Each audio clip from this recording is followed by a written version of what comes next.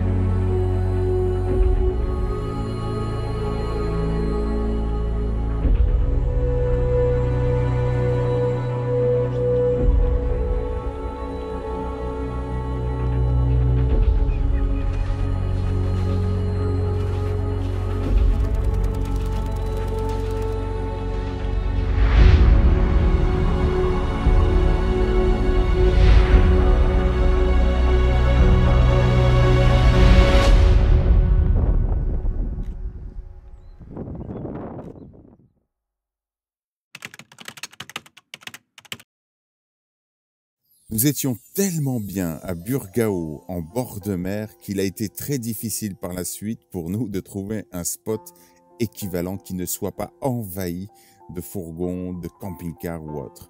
Après avoir fait des images à Lagos, nous avons roulé et puis nous avons encore roulé pour finalement, en fin de journée, nous retrouver en Espagne sur une aire de pique-nique qui nous réservait quelques surprises.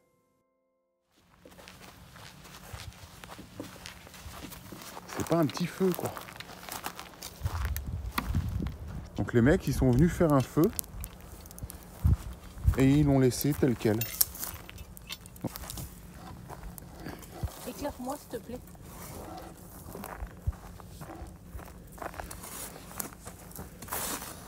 Non, c'est de l'eau, sinon on va passer la soirée. Attention.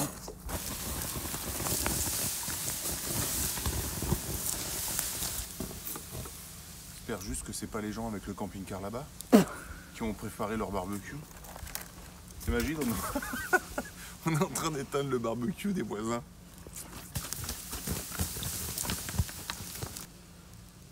On a bousillé 5 litres d'eau, mais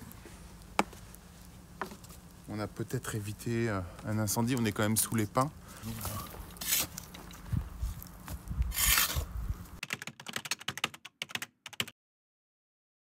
On est arrivé dans la nuit. Et donc, on est arrivé dans la nuit. On ne pouvait pas voir exactement où est-ce qu'on est. Hein. Mais on s'est posé, on a vu que c'était beau, que c'était sympa. Les photos étaient sympas sur le parc Fortnite qu'on utilise encore plus dans ces moments où on ne sait pas trop où aller. Et ce matin, quand on s'est réveillé, ça a été douloureux. Je vous explique pourquoi. Parce que c'est une putain de décharge. Et parfois les gens me disent quand je l'exprime, parce que je l'ai exprimé, à l'heure où vous regardez cette vidéo, je l'ai partagé sur Instagram, j'ai partagé sur Facebook, quelque part mon désarroi, quelque part ma colère, ma tristesse, ma déception. Je vous jure ce que j'ai sous les yeux, ici, là, maintenant, me donne envie de pleurer. Et quand j'exprime cette colère, il y a des gens qui me disent « c'est pas bon la colère ». Il y a des colères qui sont saines, il y a des colères qui permettent de prendre les choses en main et d'aller de l'avant. Il y a des colères qui me poussent à prendre mon putain de sac poubelle et de ramasser cette merde. Vous allez comprendre pourquoi je suis en colère, pourquoi je suis vénère. Parce que ce matin avec Caro, on a ramassé des poubelles. On a passé au moins 30 minutes. En 5 minutes, 15 mètres autour du camion, on avait déjà rempli un sac poubelle. Là, il est genre 17h15.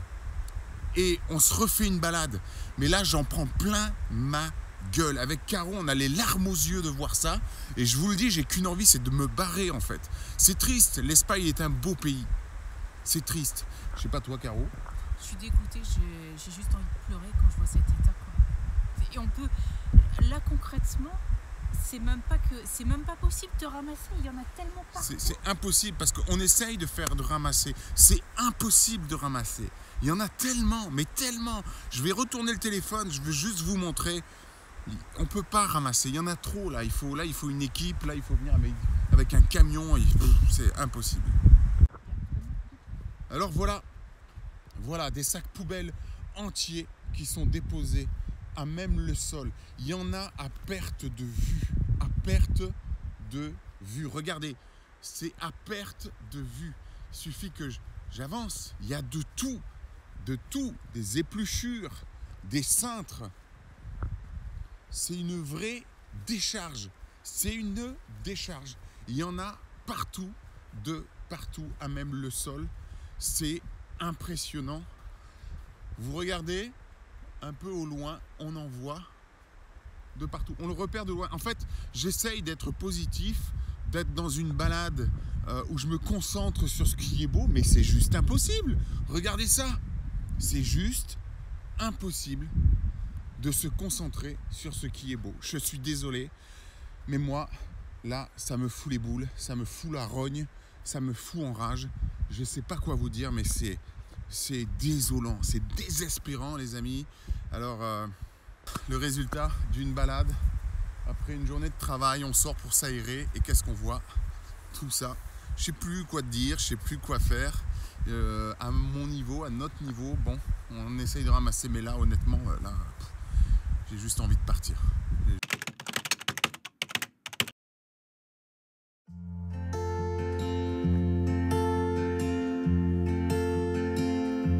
Après avoir respiré, avoir pris un grand bol d'air pour faire face à cet inconfort, nous avons décidé de partir pour chercher un endroit peut-être un peu plus sauvage. Alors, nous avons roulé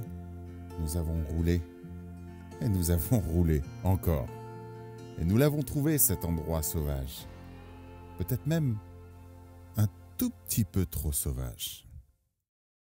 C'est ça, tu peux faire la tête, ouais. Putain, la nana, elle dit des trucs, mais le mec, il l'écoute absolument pas. Rien à foutre. Rien à foutre.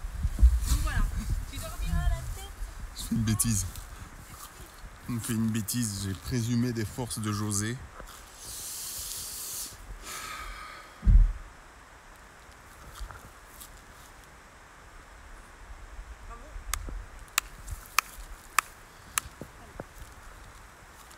On est un peu embourbé. Alors là, il faut qu'on trouve une solution pour sortir de là vite. Parce que là, il n'y a personne qui va nous aider ici, on est paumé.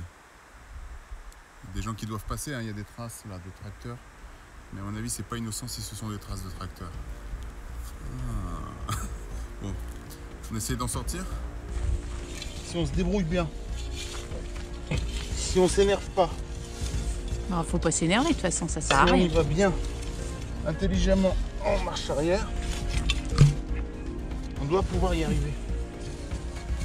On n'est pas encore trop enfoncé, mais ça pourrait vite dégénérer.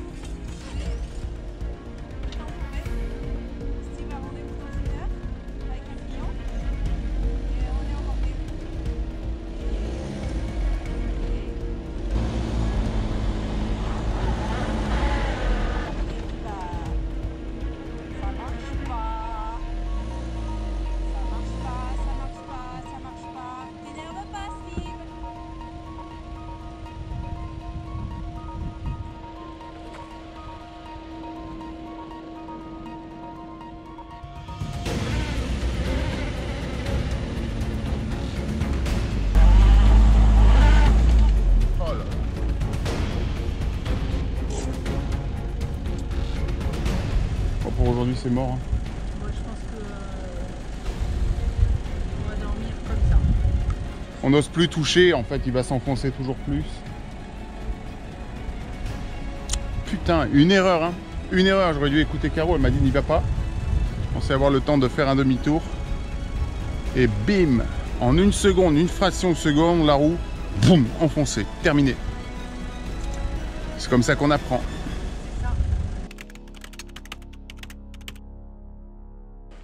On n'a pas de dépannage qui vient de l'assurance.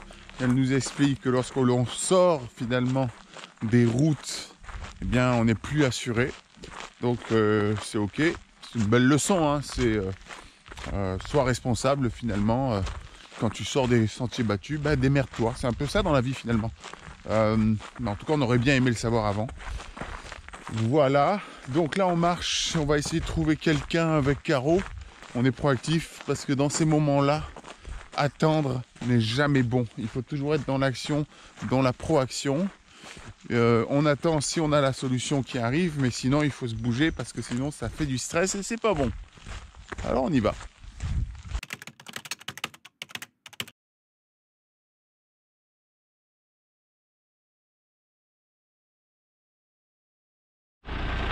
Hola.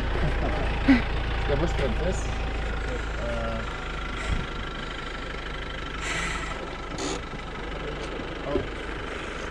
Merci.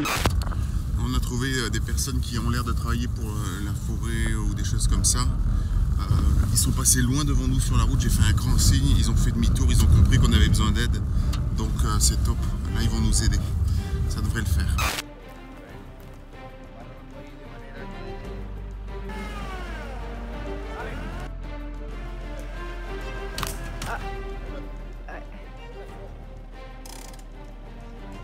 La première corde a cassé. Donc on va rapprocher les véhicules, enfin le 4x4, et puis on va faire plus court en doublant les cordes. Et puis autrement, bon, maintenant qu'eux ils ont un véhicule aussi, si on a besoin d'aller chercher de l'aide, ça sera plus facile. Donc voilà.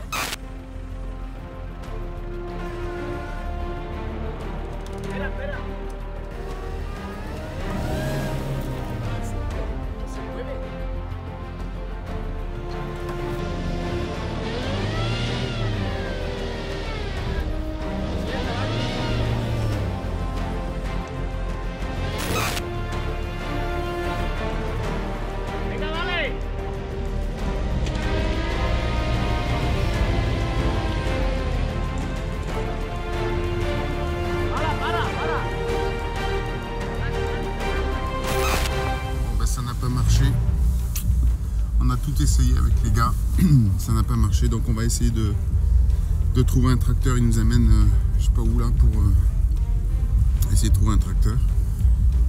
Et on verra cette fois si ça fonctionne. Il faut déjà qu'on trouve quelqu'un. On est bien dedans quand même. On a été trouver les collègues de nos sauveurs là. Donc on va aller voir avec 2 véhicules, parce que c'est pas évident de trouver un tracteur ici. On va aller voir avec 2 véhicules s'ils peuvent nous aider.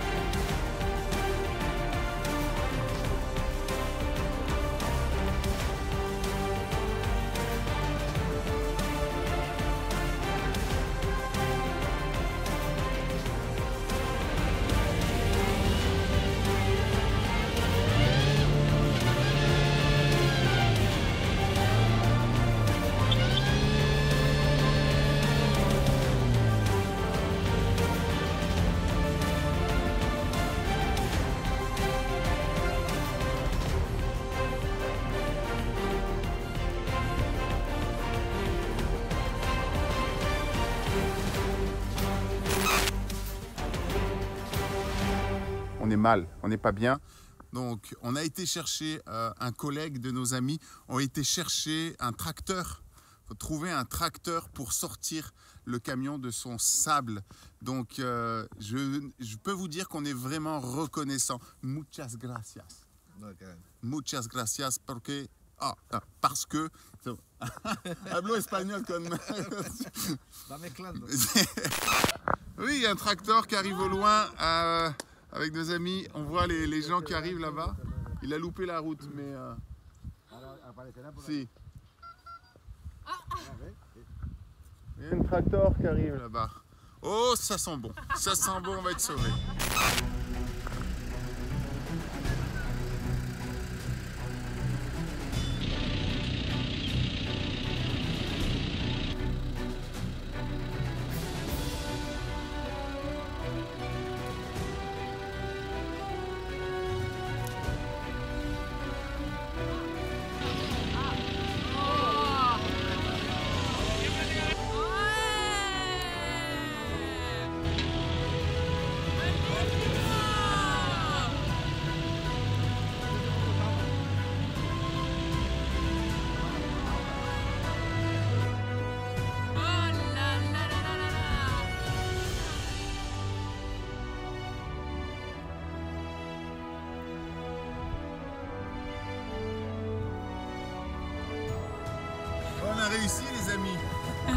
n'a rien de temps avec le tracteur.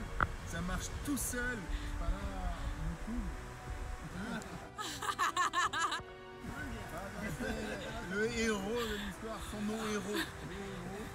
On est resté là embourbé, c'était impossible de sortir tout seul, mais muchas gracias.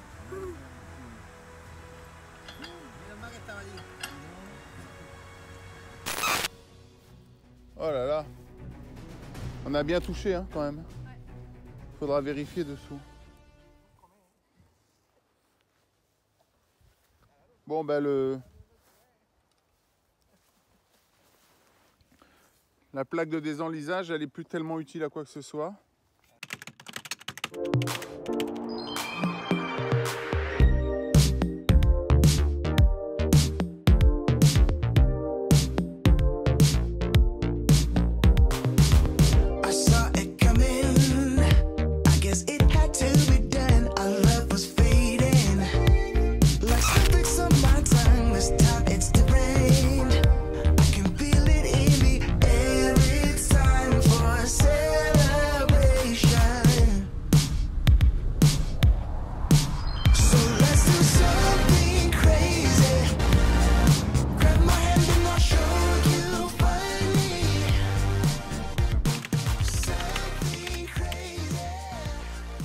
Alors voilà pour la conclusion, dehors c'est limite, la tempête, il pleut beaucoup, on a roulé sous la pluie toute la journée. Et ce matin, donc comme vous l'avez vu, j'étais un petit peu en colère, hein, un petit peu vénère de cette situation, de voir autant de déchets. Je reviens juste là-dessus. Très souvent les gens me disent ouais mais les touristes, ils laissent tout traîner, les machins, les tout ça. Je vous avoue que très honnêtement, hein, c'est pas de gaieté de cœur que je le dis et c'est certainement pas pour faire la morale à qui que ce soit. Mais on a observé avec Caroline et toutes les personnes avec qui on discute et qui sont comme nous sur la route, mais que très souvent ce sont malheureusement les locaux qui laissent le plus de déchets sur le sol, que ce soit ici en Espagne, en France, au Portugal, aux États-Unis, c'est-à-dire les derniers pays que nous avons visités. Et on le constate à chaque fois. Alors encore une fois, nullement ici l'intention de donner la morale à qui que ce soit. On essaye juste de faire notre part, mais je vous avoue que là, en Espagne, on a été un peu dégoûté de voir ça. Parce que à de nombreuses reprises dans différents spots, on a bien observé que les personnes viennent, elles font le pique-nique, etc., mais elles laissent tout traîner. Et la commune, visiblement, n'est pas trop soucieuse de tout ça. Et elle ne vient pas nécessairement ramasser tous ces déchets. Donc, déception de ce côté-là par rapport à l'Espagne. Mais évidemment qu'on ne peut pas juger un pays, et encore moins ses habitants, selon ce critère-là uniquement. Parce que, force est de constater avec les péripéties qu'on a vécues par la suite, que ce sont aussi de personnes très chaleureuses et qu'on était bien content de trouver. Donc encore une fois, il n'y a aucune morale de ma part, mais juste la volonté d'envoyer ce message et d'inviter chacun vraiment à ramasser ces déchets. Avec Caroline, on est très vigilant à cela, mais depuis très longtemps, pas seulement depuis qu'on vit une vie nomade. Deuxième point sur lequel je veux revenir, parce que ce matin-là, dans le spot, il y avait aussi des Français dans un camping-car, qui étaient enlisés, comme nous par la suite, et oui c'est drôle, mais qui étaient enlisés depuis 3 jours.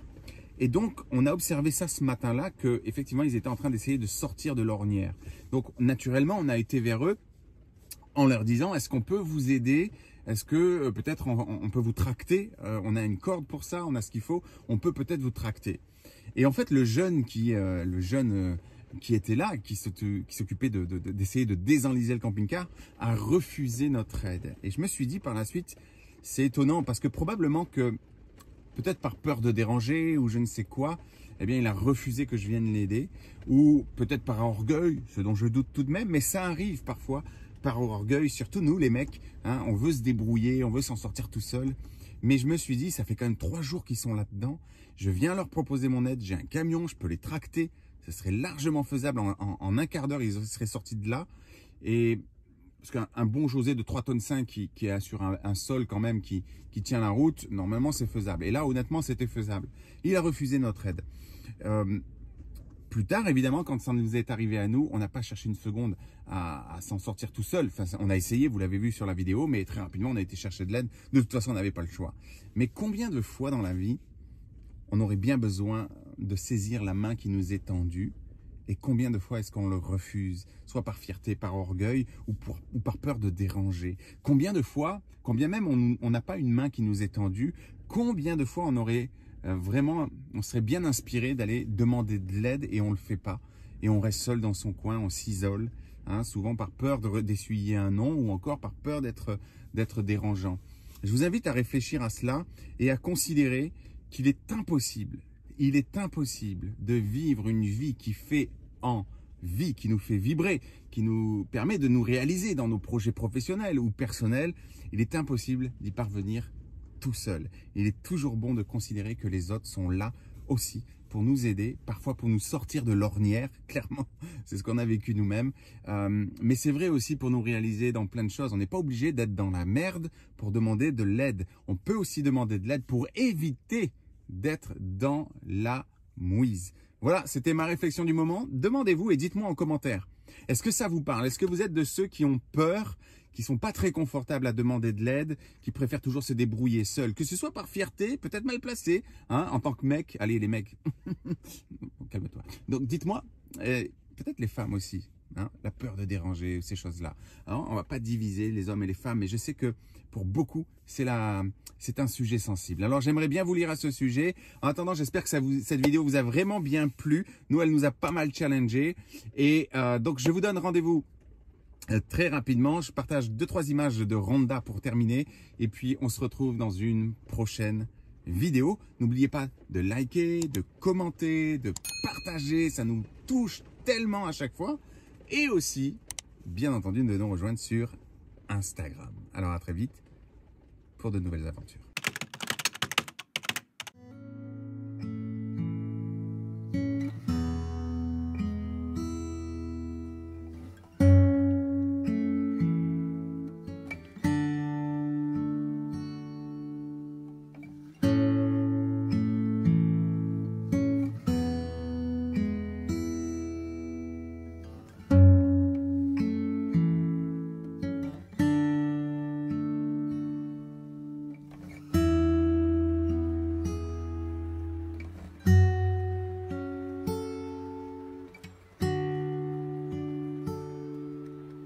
Alors que nous étions en plein travail, j'ai eu un coup de téléphone de la France et j'ai un de mes enfants qui a besoin que je sois présent près de lui. Alors c'est décidé, malgré tout ce que nous avions prévu, évidemment la priorité c'est la famille. Donc on prend la route avec Caro, on a plié tout ce qu'il y avait à plier. On a 27 heures de route pour rejoindre la Bretagne. Ça va peut-être prendre 2 jours. En tout cas on part maintenant, il est 19h30 ici à Ronda, donc en Espagne. On met de côté les projets, les visites qu'on avait prévues, on met de côté les vidéos et on se barre direct, hop, le nord-ouest de la France.